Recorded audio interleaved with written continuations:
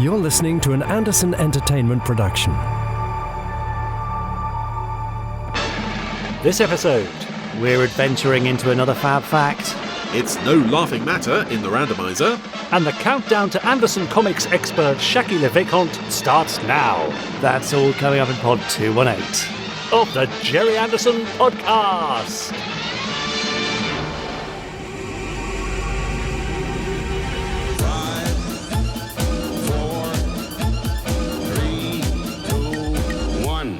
Let's get started.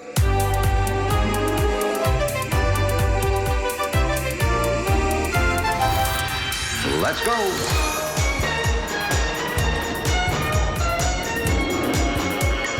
Spectrum is green.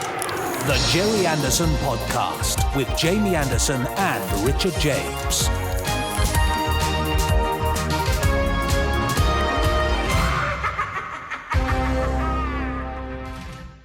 Can you see anything different about my surroundings, Richard James? Have you had your hair cut? What is it? What have you done? That's a very unkind thing to say. Yeah, it was a bit yes, low. it does look like now you seem to have moved, Jamie. Where are you? Well, I'm still in the same location, but I've moved into a different room. Oh, right. And it's very exciting because it's about a third bigger than my old office, and I've got a lovely view of the mountain. Yeah. And it's a very nice place to be. No, it's great. It's just a shame we're not on video because it's like one of those moments in, say, Space 1999 where you suddenly, in Season 2 perhaps, see a whole new room in Main Mission that you'd never seen before. Yeah. It's Are you that saying exciting. this is the start of the equivalent of Space 1999 Year 2 of the podcast? Yeah, it's all downhill from now on. That's what I'm Bring on saying. the rubber monsters and the Benny Hill theme. No, please don't do that. No, anyway, look, I, from a brand new location, am Jamie Anderson. Yes. And astonished by my brand new location is you. That's right, that's me. That's Richard James in my old location. Yeah, and unfortunately, because I've moved office, it seems that I haven't actually given Chris Dale the Randomiser forwarding address.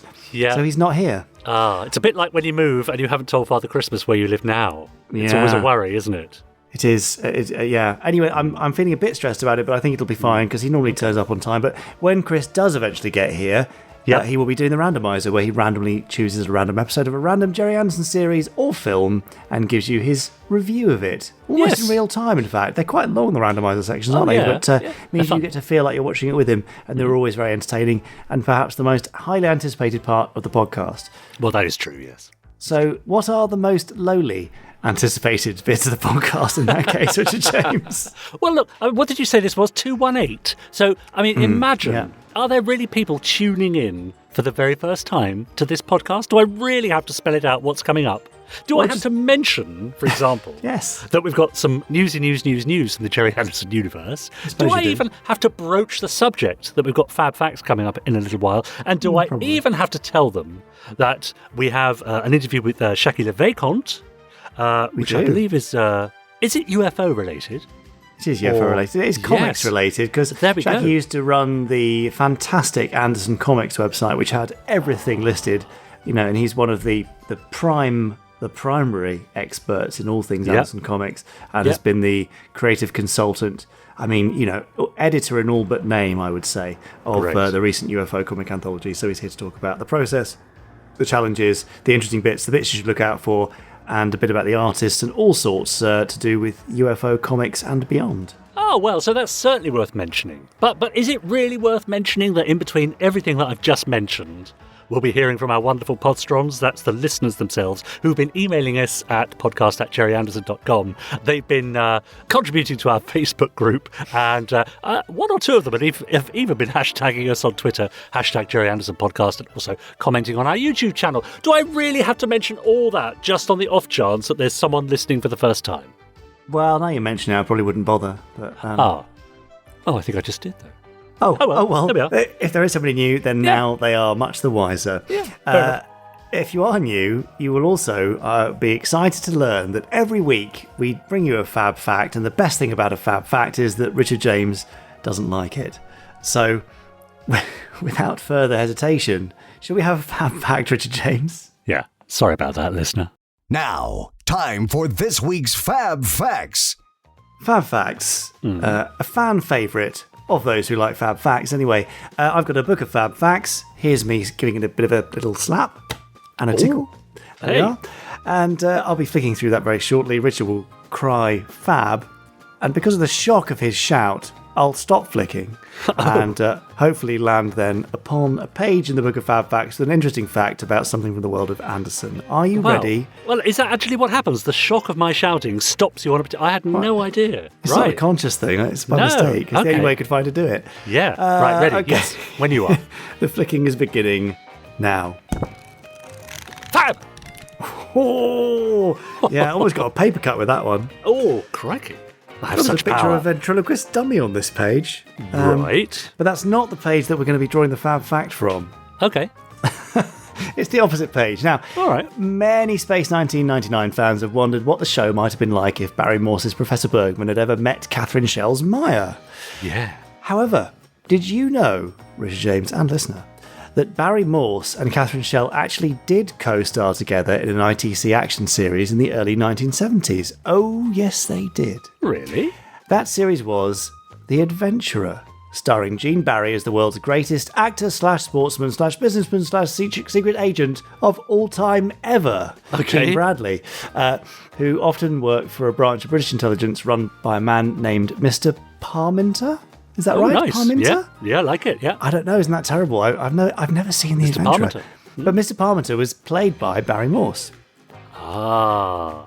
Initially, two of Mr. P's top agents were to be recurring characters played by Catherine Schell and UFO and Space 1999 guest star Stuart Damon, also of The Champions, who would assist Gene in various missions. The basic idea of the series was a bit similar to Joe 90, but instead of who would suspect a 9-year-old boy as a secret agent, it was in fact who would suspect that the greatest movie star in the history of cinema is a secret agent.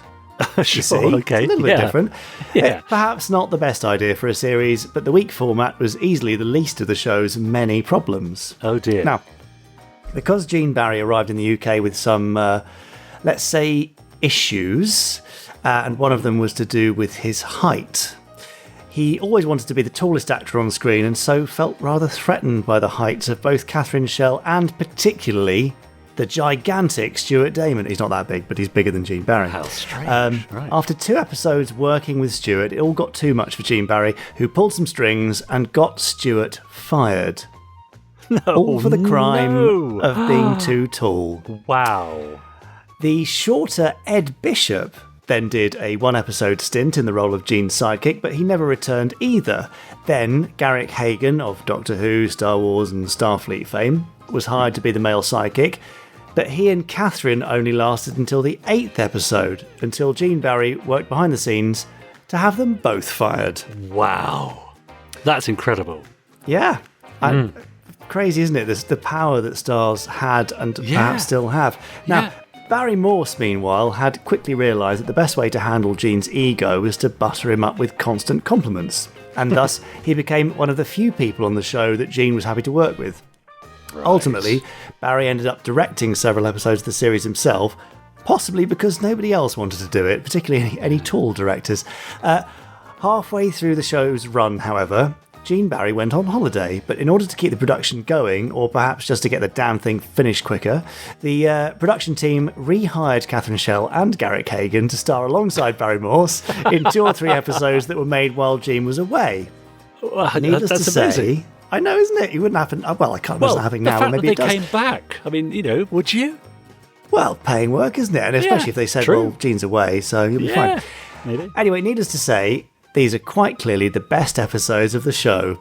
Plans were made to keep Catherine and Garrick around, but on his return from holiday, Gene was not happy to discover them back on the scene. Tensions finally came to a head when Gene actually shouted at Catherine while on set, and Catherine promptly got up and shouted back at him, which he was not used to. Good for her. As you might expect, Catherine Schell never appeared on the show again. Barry Morse and Garrick Hagan both managed to hang on in there until the whole sorry mess was finally put out of its misery after 26 episodes. Wow. Goodness me, I want to watch it now. Oh, yeah, that's extraordinary. It's bonkers. Well, this is a great advert for The Adventurer. Yes. The Adventurer is out on DVD from Network, and if you're in the mood for an ITC series where almost nothing works, it is a fascinatingly bad watch.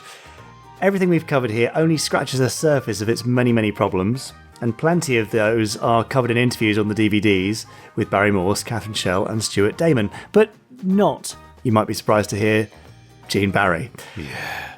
Now, you may be wondering, what on earth does this have to do with the Anderson universe, aside from the presence of Barry Morse and Catherine Schell? I mean, I'm wondering myself at this point. Yeah. Well, one other interesting fact about The Adventurer is that Lou Grade commissioned the series after being asked to create 2 half-hour shows for American television. One of those was The Adventurer, and the other was The Protectors. See, it comes back to Anderson eventually every single time. So, while we perhaps don't show it too much love on the Gerry Anderson podcast, for good reason, and it definitely wasn't a happy production either, making The Protectors seems to have been like a trip to Disneyland compared to making its sister series, The Adventurer. Also, it's rather satisfying in a way that these two shows, with very, very similar formats, were created and launched side by side, and yet it was the Anderson show that was successful enough to get a second season that, along with the first, is still being repeated in the UK to this day, while The Adventurer pretty much faded into obscurity after one season, thanks mostly to Gene Barry and his enormous ego. Oh, but not his enormous height. Absolutely not that. Wow. What an extraordinary story.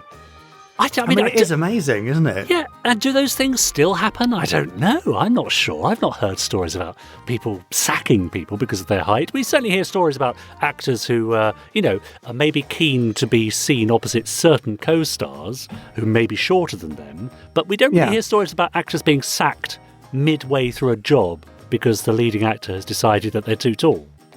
No. I mean, it does. No. Certainly you hear stories on behind-the-scenes stuff. I mean, you and I, Richard, were talking about a franchise before this, which we can't mention because it'll possibly get said person in trouble. Mm-hmm. But I know said person who worked behind the scenes was not looked upon kindly or fondly by a producer who was brought on board, and said producer worked to have him removed from the production through no fault of his own. So, and that's only, 5 or 6 years ago. So these things definitely still happen. Yeah. Behind the cameras and probably in front of them too, but we just don't hear of it because NDAs are quite prevalent these days, aren't they? Yes. Non-disclosure agreements for those not in the know of that particular 3-letter acronym. That's true. I mean, my main concern about that whole Fab Fact was at one point you said that the weak format was the least of the show's problems. I think our weak format is the biggest problem of the podcast. Do you? Don't you? I suppose. Is that a compliment? I can't even tell anymore. Take it how you will. Yeah, I think in our weekly format, but yes. Well, and that. You were thinking WEAK. Indeed. Anyway, there you go. Anywho, Gene Barry's enormous ego and all the stuff of The Adventurer, and just, it is quite interesting, isn't it, that you put the two side by side, the Anderson run show does better, even though that one had all sorts of problems with its stars and how difficult they were. Yeah. That's true. So, there you go. Similar but different. Anyway, goodness me. That's the end of that one, I think. Shall we bring this one to a close? Yeah, it's about time, I think. Good. That brings us to the end of this week's Sacked Fact! I was going to say size fact, but sacked fact is so much better. I think I get bonus points, don't I, for rhyming? I mean, surely. Bonus points and a jelly baby. Yeah, exactly. Now, our lovely podstrons have been emailing us at podcast@GerryAndersonTV. Of course they have. And here is a small sample of some of their missives. For example, John Twinning, who describes himself as a lifelong fan of your dad's work, Jamie, says, "Hello, Jamie and Richard. In Pod 215, says John, you asked the question, are there aliens in Thunderbirds, and made reference to some sculpted monsters that have been photographed and appeared in some of the comic strips. Hope I have that right, says John. Well, what about the unexplained strangers who lived inside the Lost Pyramid and abduct Scott, Wilson and Lindsay in the episode The Uninvited? They later tried to shoot down Thunderbird 2. Their presence never really seems to get explained as far as I can recall. But could these have been aliens? I always thought of them as such, given their strange clothes and language. They're not your typical representation of Middle Eastern characters in the show, so who or what were they? For me, it was a question which was never answered in any way. Have a great next podcast, and keep well. Best wishes from John Twinning. What do you think about that? Well, John, I believe that they were, in fact, a mysterious tribe that lived in a hideout in a lost pyramid. Yeah. And that it was a kind of, when you get an offshoot of a tribal group or something, and they develop completely away from the rest of civilization. I see. I think it's that. They weren't actually aliens, even though they appeared as such. Okay. I'm very happy to be corrected on that. Yeah. Phil Steer has got in touch. I know you'd be pleased to hear that. Now, he sent us a lovely photograph, which, of course, I can't show you on the podcast, but I'm going to keep it for a few months and put it up on our Facebook group. And in just a moment, you'll see why I'm going to keep it for a few months. He says, "Hello, all. I didn't have a design for this year's Thunderbirds Christmas jumper, but here's one especially for Jamie. Joe 90 themed, of course. A tree adorned with big rat baubles." And he sent us a lovely picture saying it's a bit too visual for the podcast, perhaps, but if you think it's worth it, please feel free to post it to the Facebook group and or elsewhere. Thanks. Best wishes to you and all the Podstrons from Phil. It's a lovely, lovely jumper, and I can see you wearing it over the festive period, Jamie. Can you? Right. It's amazing how quickly you can go off people, isn't it? Okay. This is from Big Al. Last time we heard from Alex Pass, he was, I think, about to go on his honeymoon. So this is a mission report from Dubrovnik in Croatia. Stand by for action t-shirt ably stood up to 34-degree temperatures. However, the cold beverages pod has been thoroughly depleted. SPA, Sunny Podstron Adventures, Big Al on holiday. P.S. Our next trip is exploring some Slovenian caves and an underground lake. The Mole and Thunderbird 4 will hopefully not be needed. Yeah. Well, I hope you're having a great time, Al. In fact, by the time you hear this, you might even be back. I don't know. But do let us know how back. Yeah, exactly. Now, hello, Richard and Jamie. It says Simpsons Clips 24. I don't mean to get too big-headed, but being the Anderverse's Lavender Castle expert, and I don't think any of us can really argue with that, can we? No. He says, it really gets my goat whenever I see TV listings of the show that get any aspect of the show wrong. So this is in the continuing theme of Ander-wrongs. Oh, Ander-wrongs. Yeah, things that people get wrong about Anderson shows. Take, for example, says Simpsons Clips, the listing for the episode In the Beginning. In the 7th of January 1999 section of an edition of the Radio Times, there's a paragraph that states the model animation action is set on a city deep in space and features the battle between good and evil, which makes me cringe. For one thing, the action's set on the Paradox and not Lavender Castle itself. Yeah. To those who edited that edition of the Radio Times, I say, stop getting Gerry Anderson wrong. SIG, Simpsons Clips 24. I mean, it's quite a while to hold a grudge, I would say, about that. But you're right. Yes. You're right. Absolutely. Some things just get right under the skin, don't they? Now, it's quite a long one here from Steve Rogers. Hi, guys. Thank you for the weekly excellent podcast. Here, he says, are some contentious Ander-wrongs. Supercar. Mitch is a monkey. He cannot be a chimpanzee as he has a tail. And being a monkey also means he's not an ape. I know Beaker refers to Mitch as a chimpanzee in at least one episode, but all that means in universe is that Beaker is wrong. Oh.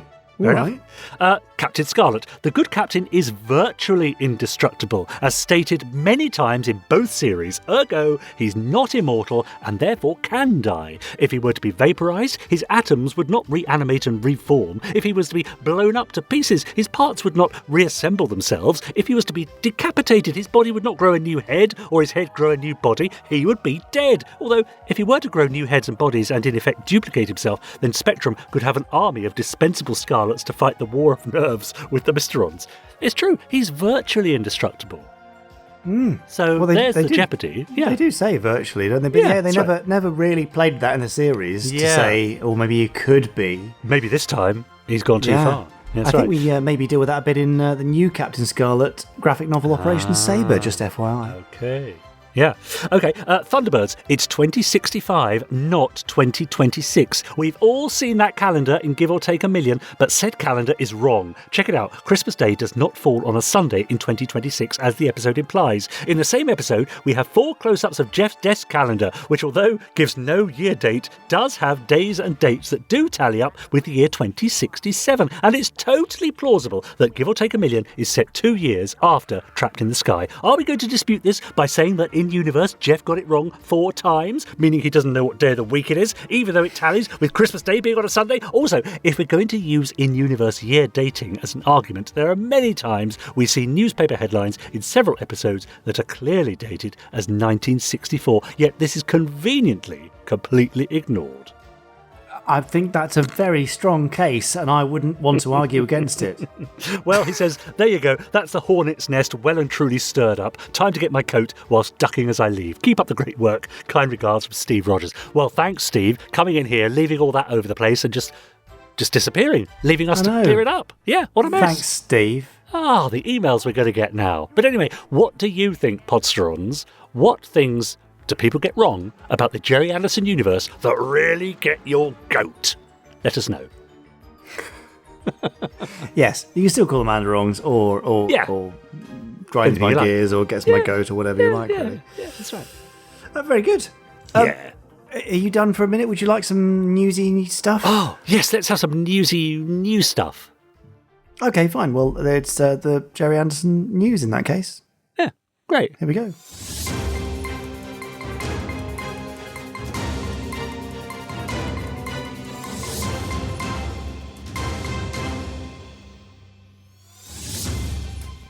Yes, it's the Gerry Anderson News. Oh, News.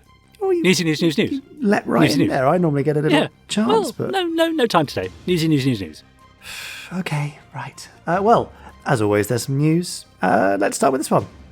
Let's start with something Moonbase Alpha-y. I may mention it last week, actually, but we found a little stock of leftover Conquer the Moon posters and Space 1999 mission patches that were originally sent out to pre-ordering customers of the Moonbase Alpha Technical Operations Manual. Well, there's about 30 of them left in stock. We bundle them together, and you can grab them for $14.99 for the pair from the Gerry Anderson store now. Danger Zone is on the way, so prepare to enter said Danger Zone very, very soon. Oh, yeah. But Andrew Harmon, who designed the game, has been speaking to me. We've got some interview stuff coming up. We've got previews of the card art. We've got a gameplay, video, trailer, loads and loads of stuff coming up. And Danger Zone will be released at the end of this month, fingers crossed. So we're very excited about that, and I think you're going to enjoy playing it. Yeah. This Friday, you can get a Thunderbirds notebook with a 1971 annual cover. It's the orange annual, which I'm sure lots of you will remember, with a lovely Thunderbird 2 shot on the front. Well, we've taken that art, shrunk it down onto a notebook, and you can get a bit of a dose of nostalgia while being terribly organised with your stationery. So that will be available from this Friday. Also this week, on the 18th of August, well, it's Happy Birthday Pam Rose. Yes, Pam Rose, who lots of you will know from the convention circuit and from Space 1999. It's her birthday on the 18th, so happy birthday, Pam. For those of you who are waiting for updates on the Standby for Action concert soundtrack and DVD Blu-ray, I've got an update for you. Oh. We are just now signing off the packaging for the original soundtrack, which is a lovely, quite expansive little booklet, actually. A nice addition to the soundtrack. So that should be going off to production shortly, and I'm pleased to say that the edit for the concert for the DVD and Blu-ray is now complete.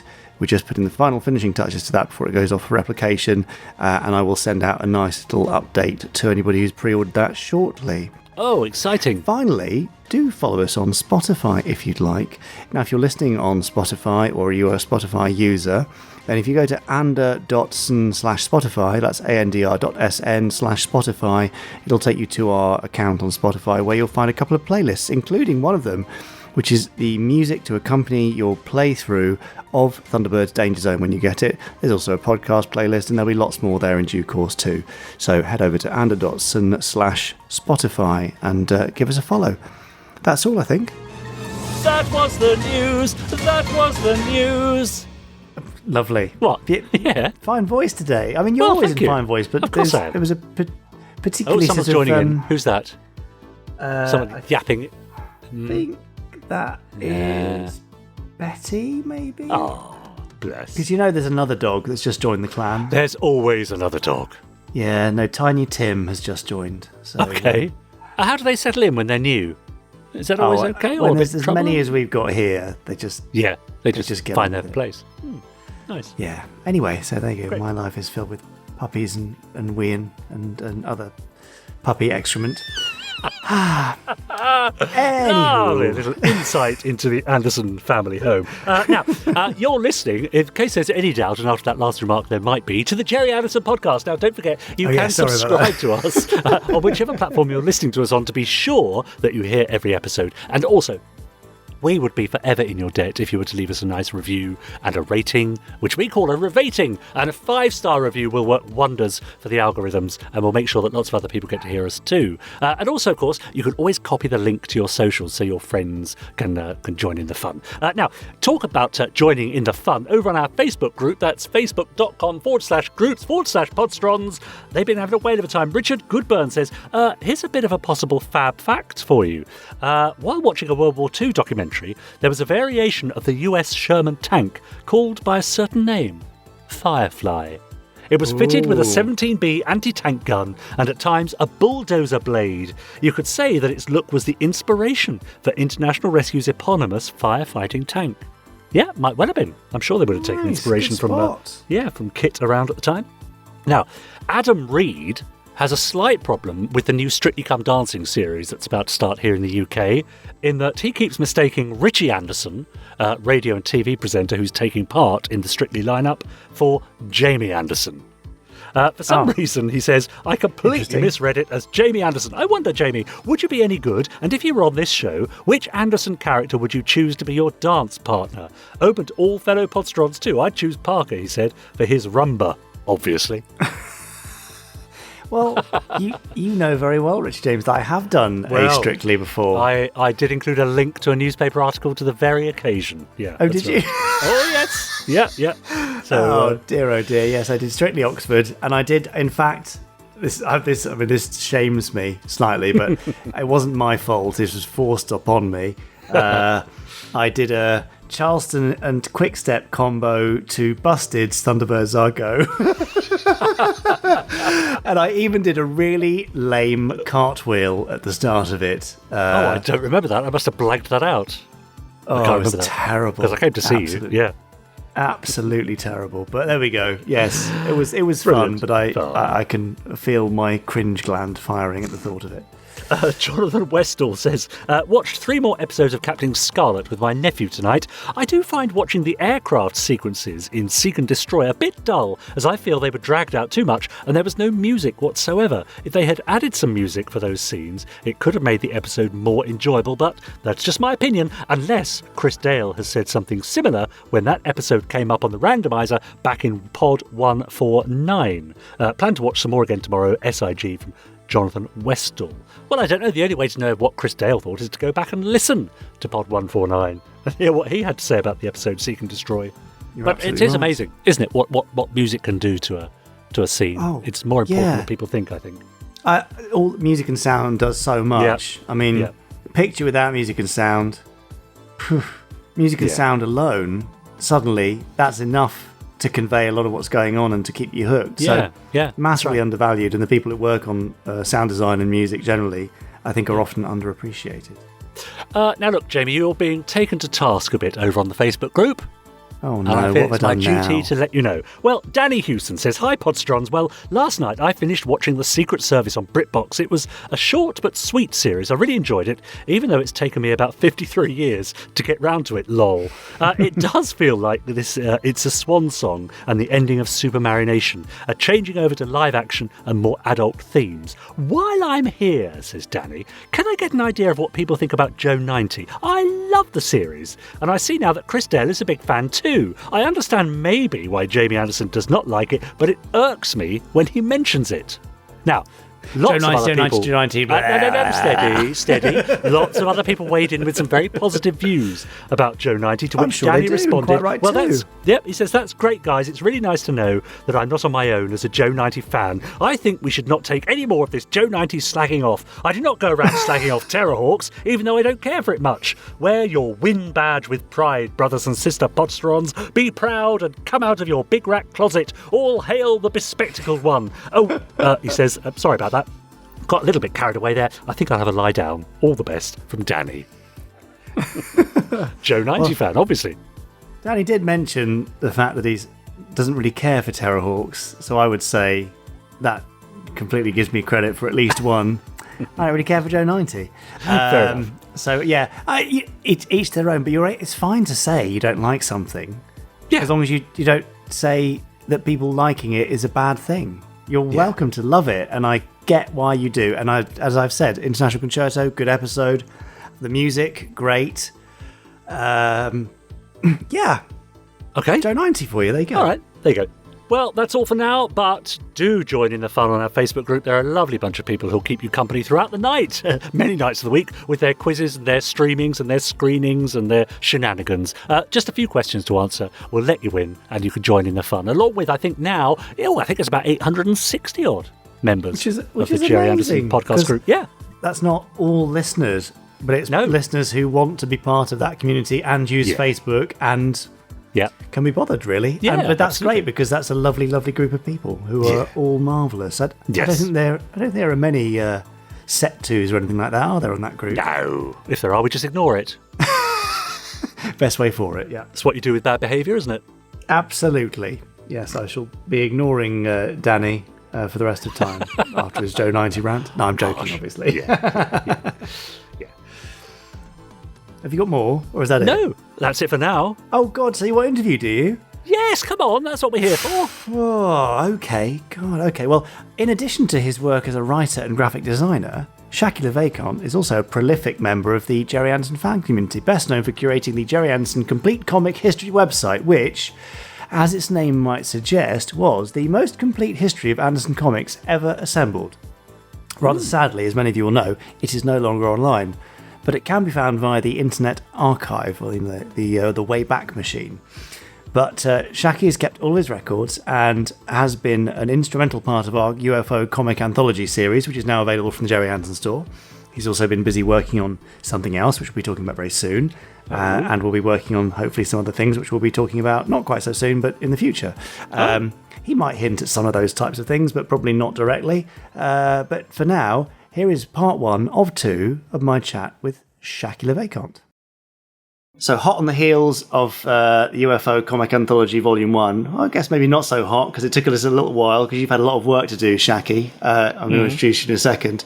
I just thought it'd be a really nice idea to have a chat about the process of bringing this together. How complete is this complete collection? Where you find your art, how you write your features, and how it all comes together. Because although I'm very happy to see it happen, I am not the person who brings this together and makes it happen. The person who brings it together and makes it happen is with me now. Shaqui, would you like to introduce yourself? Who are you? What's going on? Okay, I'm Shaqui Le Vesconte. I'm a 57-year-old ex-graphic designer, currently working at a school in Sussex. Jamie kindly approached me at the beginning of 2021 with regards to the comic project. Obviously, he knew of my expertise through the Gerry Anderson Complete Comic History website, which ran from about 2004 to about 2012 or so. I take it that was where you kind of... Oh, yes, knew me absolutely. As far as I was concerned, if anybody knew about comics, it was you, and there was no better resource. I want to refine that to Anderson Comics, because obviously that is... Are there any other comics? There aren't any other comics that I care about, Shaqui. No, you're quite right. I mean, it's that is our world. Absolutely. I know at the time, I think it was around about January when you got in touch with me, but I know it took a few weeks to actually get our heads together and chat on the phone, at which point you explained the actual lay of the land, what you hope to do. And basically, am I interested? And yes, as a fan of the Anderson series and the Anderson comics. I mean, it's interesting that you actually chose UFO first, because I did grow up with Countdown. I did used to get it on and off. I can't swear to getting it every week, but certainly it kind of alternated with Look-In, which was the other love of my life, comic-wise, throughout the 1970s. And then it was a case of, what can we do? And I think you recall me diving in headfirst with a list of all the strips. An incredible list. Well, initially what I called the primary strips, which are the ones relating directly to the series, and then the secondary strips with the lesser-known material, like the Mark of the Mistrons in Solo, and also the rather nursery-orientated Thunderbirds from Candy. And basically, myself giving a shot in the dark and saying, this is a popular brand, such as Thunderbirds, but the thing is, they have all been reprinted to one degree or another, with varying degrees of success. I mean, there was the part work, there were the Reynolds and Haynes volumes, which managed to actually acquire some of the original artwork, and so were superior.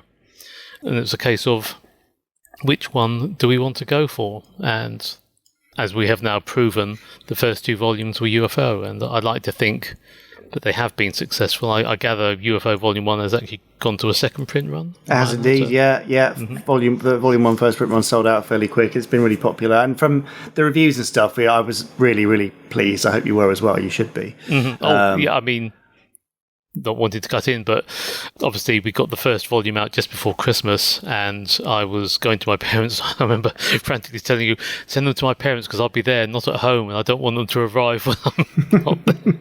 And they were surprised because this hefty package arrived with volumes, not just for myself, but for them and my sister.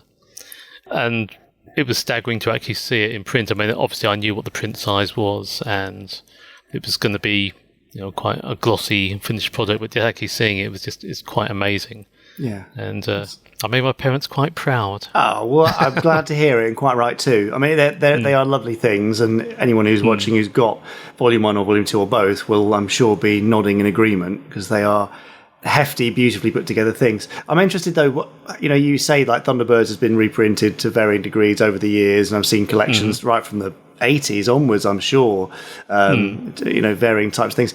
UFO never got the same treatment. So from your point of view, why was that, do you think? I don't know if it was just down to availability. I mean, I know, having grown up with it, that obviously the Jerry Haylock art was superior, as was the John M. Burns later.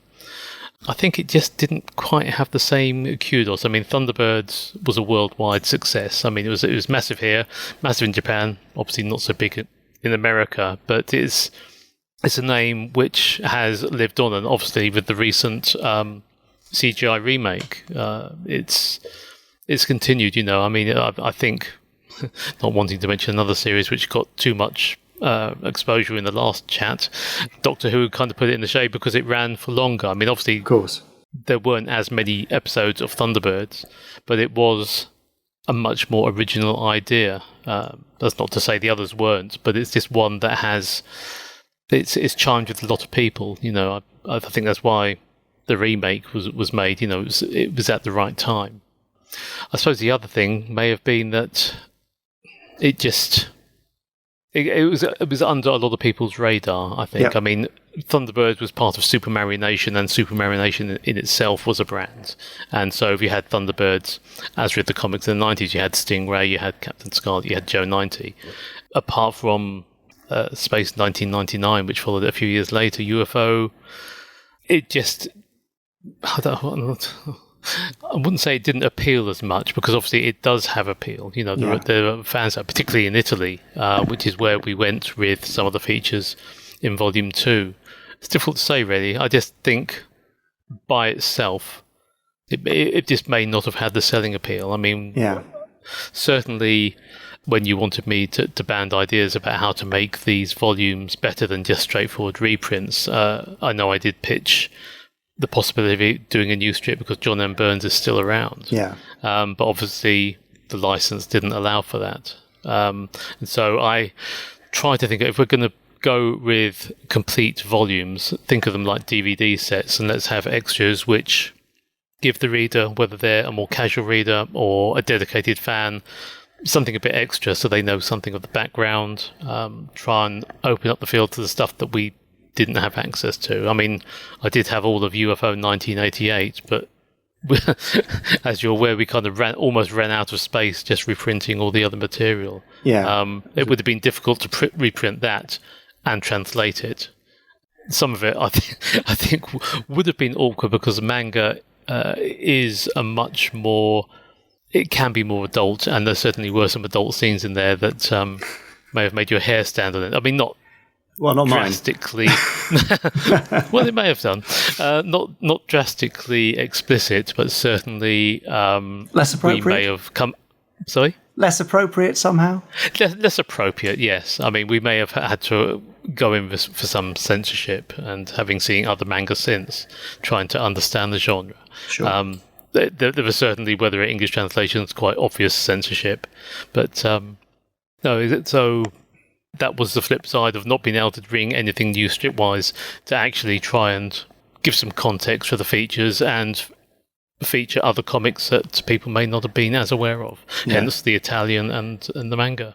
So are those features your sort of highlights for this set? Would you say what elements should people look out for if they've just picked up a copy?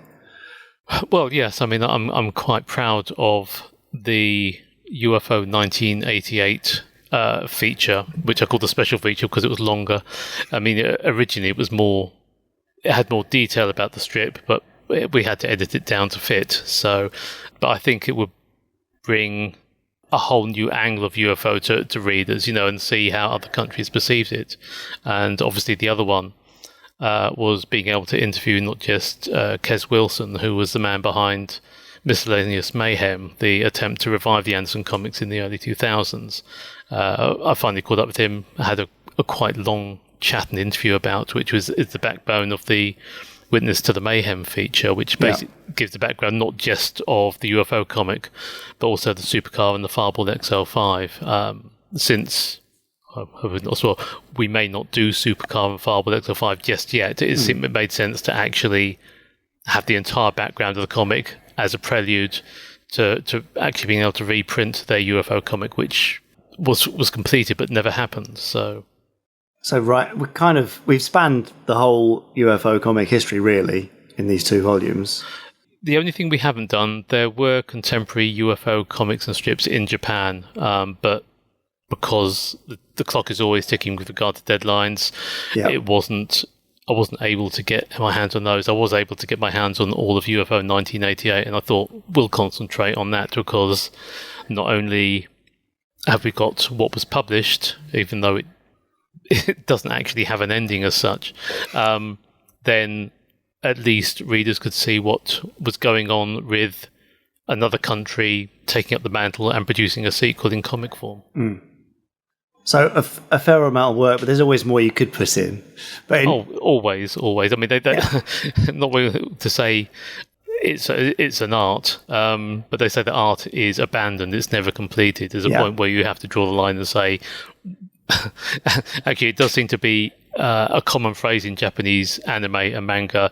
We do our best, and I think we did our best with that within the time. I mean, we could have dragged it on for years, but no, you've got to get it out at some point, Shaqui. We have to get it out at some point, yes. Yeah.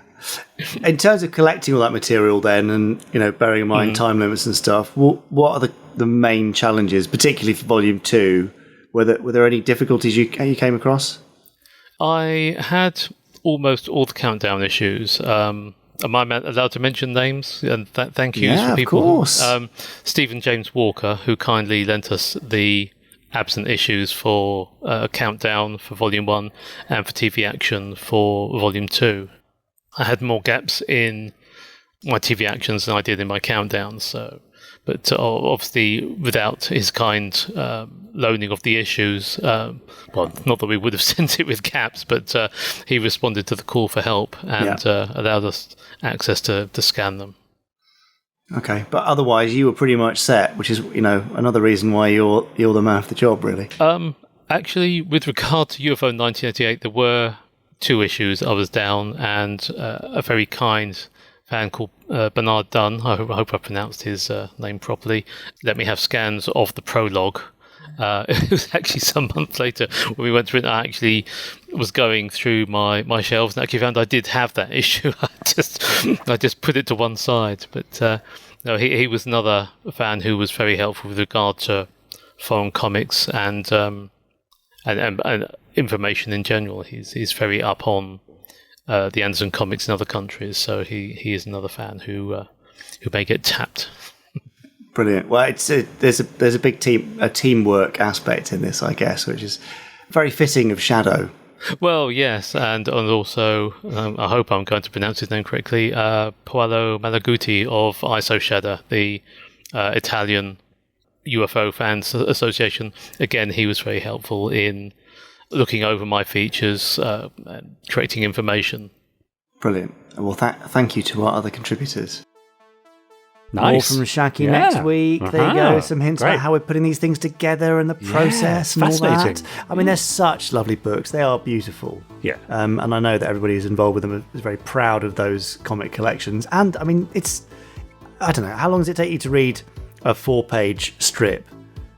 15 minutes maybe, if you really kind of enjoy it and absorb it. These things are hundreds and hundreds of pages long, so it's like lovely. You can lose it's like yourself. Getting hundreds of hours of content, of episodes of UFO, and even though some of them kind of go a bit bonkers, they are really, really lovely things. So anyway, if you want to grab a copy of the comic anthology, you can go to andr.sn/UFOs. Nice. That's andr.sn/UFOs, and that will show you both copies of the UFO Comic Anthology, should you wish to get one and you don't already have one. Yeah, great. I know they're very much appreciated by the Podstrons. I see occasional posts on our Facebook group and also on Twitter as well. People posting when it arrives and how impressed they are with the artwork, and the stories and the layout and just the whole kit and caboodle. It's a lovely package. It's a lovely package. So well done, team, putting that together. Yes, great. Now, over on YouTube, people have been commenting just beneath the last few podcasts and Fab Facts. Ian Dealey, for example. Well, actually, he says, I've got a very good idea for some new merch, and that is to have some plush toy versions of the various Anderson craft and vehicles, which is rather fun, isn't it? It is. We've looked into these before. There's a bit of a tricky thing with manufacturing and the minimum orders and that kind of thing. Oh, yeah. But I would definitely never say never, because they'd be cool. And there you go, there's Minnie agreeing there in the background. Yeah, absolutely. Yeah, that's right. He goes on to say, I've really enjoyed the 2-part interview with James Swallow and his story about being part of the Space Precinct magazine team, and also the bit about Space 1999 reference in his Star Trek DS9 book. Right, it's very good. That was great. Rudolph commented, this is under the video about getting rid of interference in TV screens during Space 1999 and UFO and so on. An explanation I hadn't given any thought to, he says, but I'm amazed not only by the solution, but how the show would have been terribly distracting had they not solved this problem. It was a great foresight by the creators to realise this too. Yeah, it's true, isn't it? John Nowak says, if I recall correctly, some animated shows from the 1970s would actually edit in a rolling strobe effect on monitors, presumably to make it look more like live action. Yeah, that's funny, isn't it? Why would they do that? Rodney Kelly says, I remember when I first saw the rolling scanline effect of TV. This was way back when I was in short pants, so to speak. It was a commercial for a medical research centre that was being endorsed by Cass Elliot. The commercial showed medical technicians watching video monitors with the rolling scan lines. I thought that the lines were just like the sweep of a radar beam on a radar screen. At the time, I thought it looked cool. And finally, Fulginator simply writes, Love Joe 90. There you go. Great. That's it. Now, see if you can just move on without passing any comment. All right? Ooh. Go on. You can do it. Let's move on to the... Come on. Chris Dale, that's it. Don't comment. But what if it's that show? No, come on. Okay. Well, while I was receiving a tirade of comments about my likes and dislikes... Oh, yes. I'm very pleased to say that a rather dishevelled-looking Chris Dale has arrived. Where's he been? I mean, it looks like he's been mountaineering, but I think he's just been trying to find me. Right. I mean, I've only moved about 10 metres from where I was before, but he looks like he's been climbing mountains. Anyway, hopefully he'll recover and get his breath back in time for the randomizer, because he's about to press the big red button, give us a random episode of a random Gerry Anderson show and say lovely things about it. Unless it's a one he doesn't like, in which case they might be a bit less lovely. But we'll have to wait and see. Here's Chris and the Randomiser.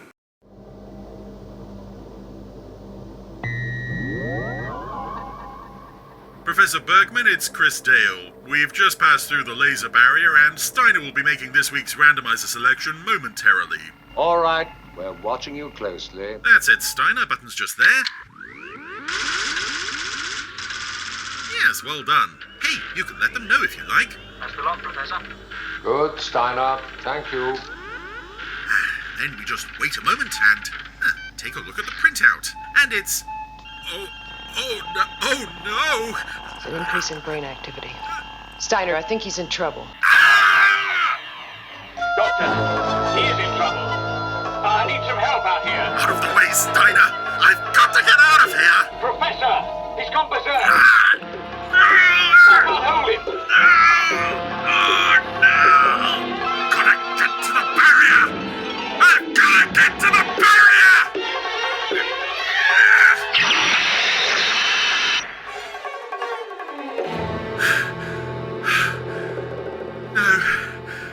No, that's not going to do it, is it? Simply throwing the printout into the laser barrier like that. It doesn't change the fact that the randomizer did indeed pick what it picked. Are we coming in now? Huh? Oh, yes. Yes, Steiner, we're coming in now to watch Pillywig Gets a Present.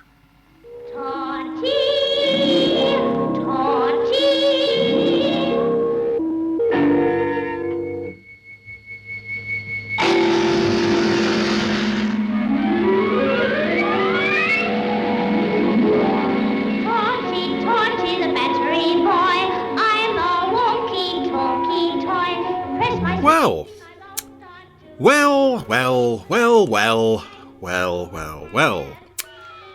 Yes, I suppose we haven't been here for a while. When was the last time we were here? Oh, that was at the live podcast recording, wasn't it? Up in Birmingham, where we delighted everybody with the first episode of Torchy. This is episode 14. Pillywig Gets a Present, which I can only assume will be some kind of severed head. Pillywig is the clown, I believe. Let's find out. All these characters, they're so vibrant and fresh. I'm surprised they don't stay in my mind more. Turvyland. He hasn't got a bell on his bicycle, so he taps the tingling bird instead. And when he doesn't want anyone to hear him coming, he doesn't have the tingling bird. Are you going to laugh at me today? I will if you're funny. Oh, God. Oh, dear. Oh, I've got very high standards for you, my clown friend. 5. Oh. What colour's an orange? Orange. Oh. You win this round, Torchy. You better buy yourself a book of riddles, Pilly. Or I'm coming round to cut your hands off. Do you know where I can get one?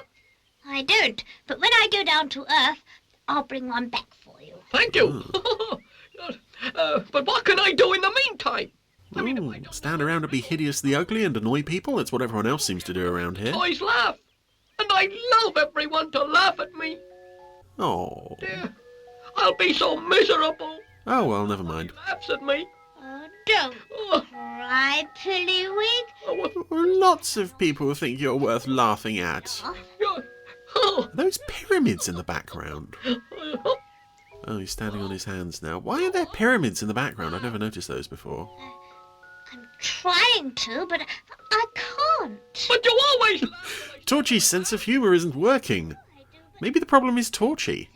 I'm also noticing that his penny farthing there is marked 1 penny 1959. It's an actual penny, the large front wheel. So there we go. This is all taking place in 1959. Pillywig, I'll think of something. That night, as Torchy lay in bed in his pineapple house, as he did, think of a way of making the toys laugh at Pillywig. It's jolly. It was a vain hope of solving that problem. You can't do lots of tricks and ask riddles. Anyway, we know all Pillywig's riddles, and we've seen his tricks hundreds. This material is growing old. It's difficult to keep laughing at the same things. Well, people keep coming back to the Gerry Anderson podcast every week, so clearly there's something to be said for reliable repetitiveness. What's Torchy's plan going to involve? Toys were cleaning their fruit houses. Oh. Oh. Hello, Flopsy! Flopsy's doing her best to ignore him as well as she might. You're not. Oh god, there's Squish. I'd forgotten about him as well. Hello, Squish! Laugh at me! Why should I? This is quite pathetic. I mean, even for a Torchy character, this desperate need for attention is quite sad. All he's doing is standing on his hands. Will you laugh at me? Or will I have to slash my wrists? Ken. Oh dear. No, I'm sorry, Pillywig. I can't laugh at you. Oh dear. All laughter and mirth is gone from Topsy-Turvy Land. Oh dear. Poor Pillywig. Whatever will he do now? I'll ask Flopsy to come for a walk with me and maybe we can think of something. Oh yeah, Flopsy with her renowned brain of Flopsy. Walk. And they walked and... Wouldn't anybody else be a better candidate to come up with an idea? Piggle-poggle over there. What's that? I told you. The piggle-poggle. Well, between the two of them, they're going to have this problem solved in no time. You know very well I can't. I'm a little rag doll. Oh no. My seams are all undone. It's very creepy the way the puppets suddenly start singing, and it's obviously pre-recorded. Oh, this is quite sweet though. The two puppets are holding hands and dancing around as, well, as best they can. It's not, a full choreographed dance number or anything. They danced a little way that way, and they danced a little way back. I would be so tiggle-toggle. Oh dear. Sudden close-up shot of Torchy nodding in time with the music there. So wiggle-woggle. Ah, he did it again. It's very unsettling when you're on the business end of that stare. I'm not sure what it is, because the puppet is hideous from all angles, but when he's looking straight at you... maybe it's the show's established track record of breaking the fourth wall. Such a sight. When I see my face in the glass, I scream and run for the hills. That's such a funny song, Flopsy. Ah, you should get Pillywig to sing it then. You know? Oh dear little rag doll, I love you even though you do look a sight. Oh dear. Oh, this is what true marriage is based on. I'll race you to the piggle-poggle. That's from Torchy's Guide to Picking Up He Women. knew what Flopsy was trying to tell him. For in front of him, he saw the sea. What a lovely sandy beach this is. Just the right place to drown and murder people. Yeah, they've actually got a beach on the puppet set with water. That's quite adventurous for this show. I wonder what's on that island in the middle of the sea. It looks most exciting. Yes. There's a boat over there too. Maybe we can go out to the island and have a look. That's a good idea. Come on, let's go now. Oh, okay. Started to row the boat across the sea. Right, this is starting to get to that point where, in certain films, I can't remember what film specifically, but it's been parodied in various things where they paddle out to the middle of the river so that one of them can murder the other one. I feel siggle-soggle. This does feel like Torchy is about to slam an oar over Flopsy's head and finish her off. I think I better lean over the side of the boat instead. Oh, yes, that's all the better for me to smash your skull in. When we arrive, we'll get out and explore the island. Considering there's only two puppets on that screen, there's an awful lot of strings. The sky is just full of strings. I don't know if the boat might have been on wires This there. is. Everything looks very dark and miserable. Ooh, so they're on a dark and miserable island. Much like the one they left, quite honestly. It doesn't look too different. What is it? Look! Zombies! Oh no, footprints. Gosh, they must belong to a very big animal. Oh dear, we better get back to the boat. We don't want to run into an interesting animal and have something exciting happen. Something hiding behind it. Oh dear. Who is it? nobody's answered. Then let's go nearer and have a look. Yeah, what's the worst that could happen? That's all you do with dangerous animals. If they don't come out when you call, you go up to them and Show them your face. Oh dear. Thank goodness there's nobody there. Come on. Oh. Oh, yes. Oh, they sped up the footage as Torchy ran away from what appears to be a bipedal female wolf. And our brave hero has run up a tree, presumably leaving Flopsy to fend for herself. Hello. What's your name? Ina. How? What? It isn't funny at all. Earlop? I used to belong to some American children, and they never said hello. They always said hi. So they called me Hi Ina. But Ina is really my proper name. Oh, okay. Ina. Do you? Well, this is another freakish and confusing character we're being introduced to here for the first time. That laugh is quite unsettling. I think it's because the puppet's jaw just opens and stays open for the whole thing. To sleep. Well, this character is thoroughly unsettling. Lonely and miserable. Is this where Topsy-Turvyland sends all its insane people? I always laugh when I'm miserable, and I always laugh when I'm happy. You see, It's a curse! I laugh every moment of every day! Please kill me!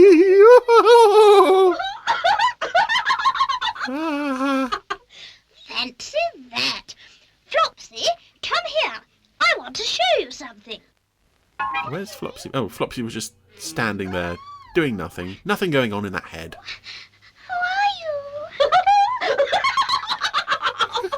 No, stop laughing, for God's sake! I can't help falling down. I'm not laughing at you. And I'm not laughing with you, I'm just laughing uncontrollably because it's what I do. It's supposed to be endearing or something. I can't help it.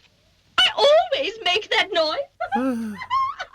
She's Ina, the laughing hyena. And it's obvious that she's been left here as some kind of punishment. She's been isolated from the rest of society.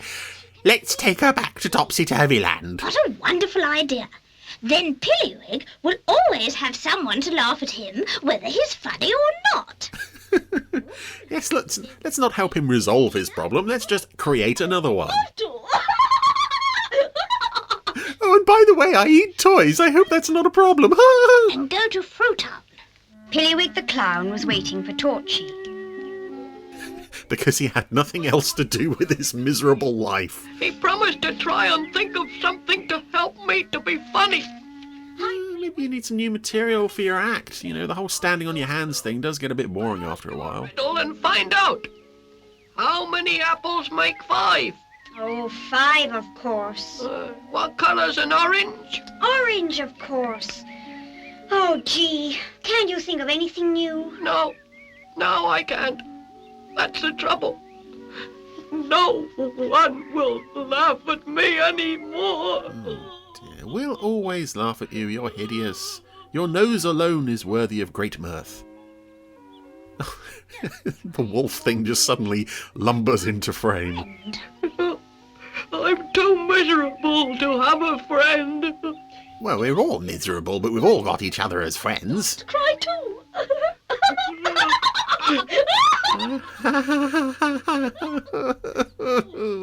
Good gracious. Oh, you're laughing at me. I always laugh when I cry. And I always laugh when I laugh. I'm a laughing hyena. I'm an evolutionary cul-de-sac that makes no sense. Oh, I'm so happy. Oh, well, I'm glad someone is. Oh, we're done. Okay, well, that was Pillywig Gets a Present. Yes, because if one of your friends is feeling sad, all you need to do is go to a distant island and find someone who has obviously been exiled there for their own safety, bring them back to annoy everybody, and that'll just solve everything. So, yeah. What more can I say? It's a thoroughly standard episode of Torchy that introduces, once again, a terrifying new character that I suspect is probably not going to come into play much more throughout the course of the series. I get the feeling that a lot of these characters were just introduced for 2 episodes and then never showed up again. But we will probably see as our Torchy Odyssey continues over the next however many years the randomizer has got left. Yeah, it's a nice sunny day as well.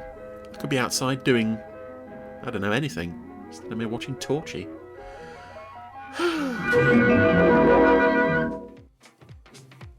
Oh, Torchy. Poor Chris. Yeah.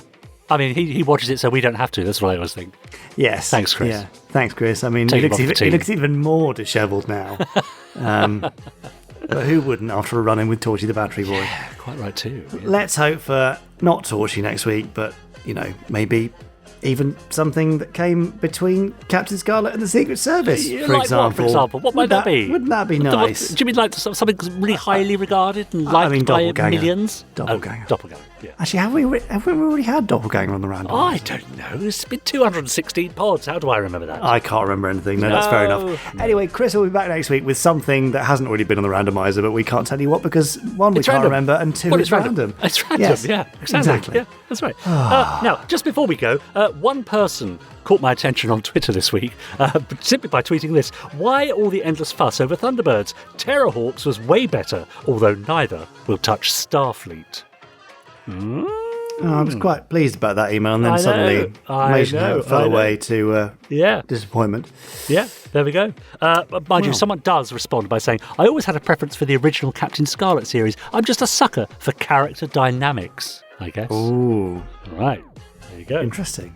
Yeah, tell us your thoughts. Do hashtag us on Twitter, by the way. Hashtag Gerry Anderson Podcast. Tell us your favourite series and why you love it so much, and I'll read it out next time.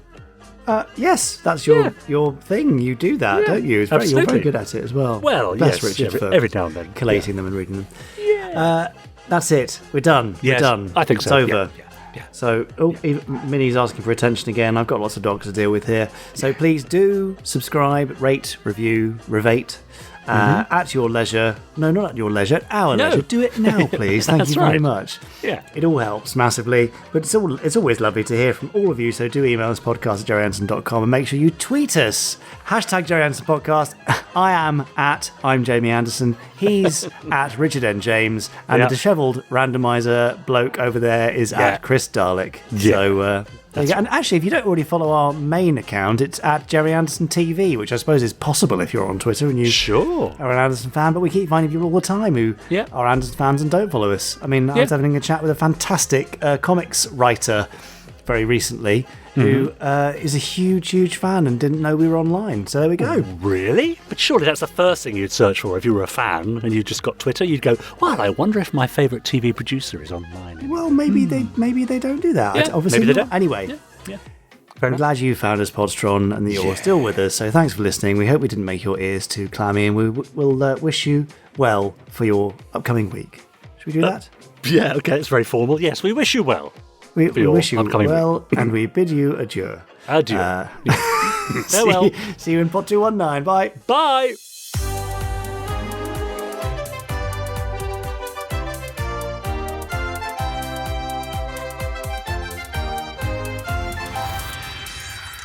Stage 1 complete. Let's go.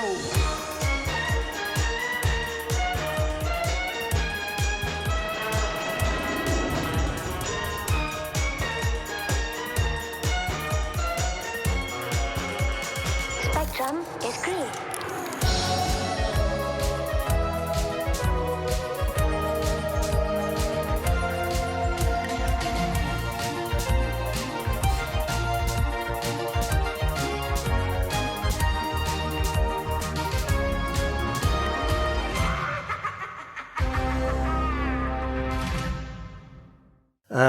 Adieu.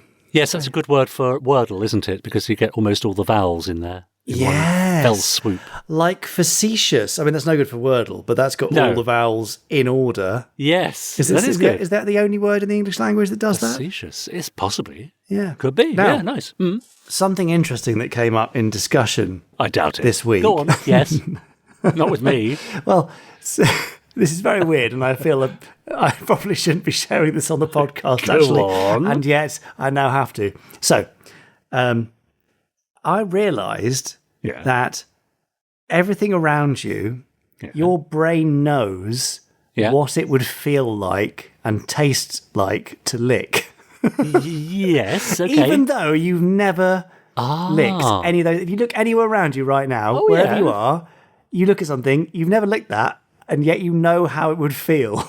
That's really odd, isn't it? You're right. Isn't that odd that your brain has developed a model for predicting? Oh, that's really weird. So I'm in my little sound booth and I'm looking at my sound insulating foam tiles. Yeah. And I can absolutely imagine what that would be like if I were to lick it. Likewise, on the other side, I've got a very bobbly sort of duvet that's just hung over the bare stone wall. And likewise, I can absolutely feel what that would feel like to lick.